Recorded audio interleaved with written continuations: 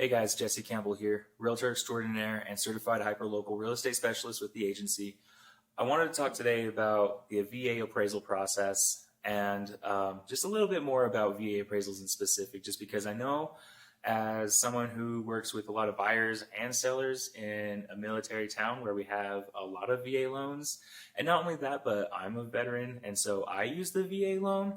I'm pretty familiar with it. I'm working through something right now that happens. It pops up. We got what's called a Tidewater notice on one of my listings. I'm the seller's agent on this one.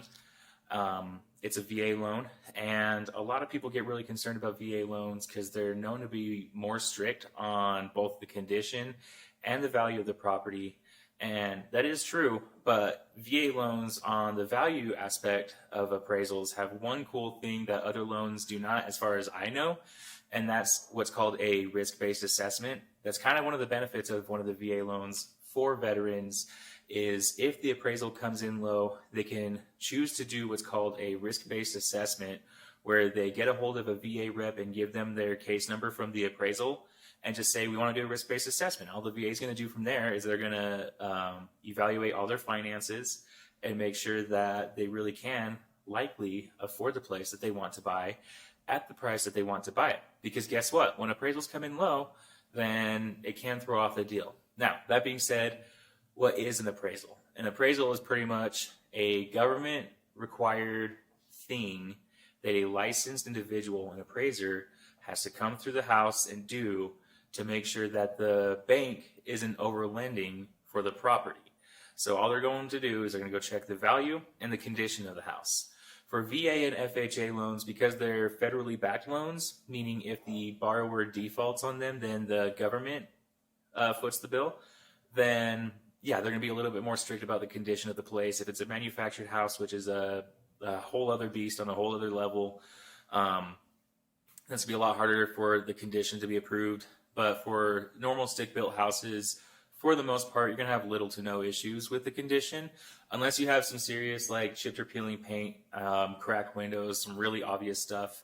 But even then, the appraiser could just walk right past it. If the place just seems to be in decent condition, that's a value judgment that they can just go ahead and make arbitrarily. Same thing with the value. You can have a value come in low where maybe within half a mile you're finding other comps of the same beds, baths, garage, square footage, and other features such as like maybe like a fireplace or, you know, fenced in backyard or something like that, that is sold already for higher, but they just won't budge on the value. That's where the risk-based assessment comes in. But that is the other thing that the appraiser is doing, is they are looking at the value of the house and making sure you aren't overpaying for it. And that's really going to come in handy if, like, you know, you're like $50,000 off the mark, which I don't know. If you have a good buyer's agent, that's not really likely to happen though, because they're going to be looking at the value, and they're also going to be competing with other buyer's agents in general.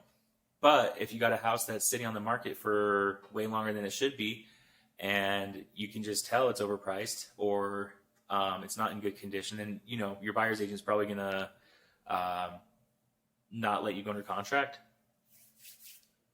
without at least trying to get them to go down lower. So what this really stems from is during the housing bubble, as the bubble was building up, a lot of people were doing no income, no job loans.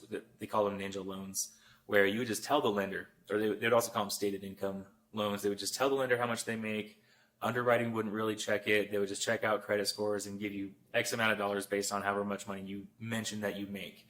Well, part of the thing that also was happening is that buyers were paying just whatever for any house because, well, for one thing, when you have really easy access to credit, demand's going to go up for the houses. And so values skyrocketed up. Whereas now, lending practices are much more different. People really have to actually qualify for the loans that they're doing.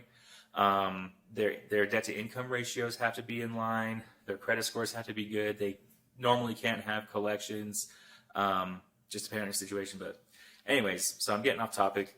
The real moral of the story is the appraisal is for value and condition of the house. They work for the bank. They're required by the federal government. And with VA loans in specific, you can do a risk-based assessment if the value comes in low. So obviously there's a lot more I could talk about on the topic of federally backed loans and evaluating value of places and everything else in between. But I just want to try to stay on track and just tell you what an appraisal is for, specifically for VA loans, and that if the value comes in low, remember you can do a risk-based assessment. Okay, guys, that's all I got the time for today. If you have any questions, comment down below on whatever social media this is on, YouTube, Facebook, Instagram, or LinkedIn.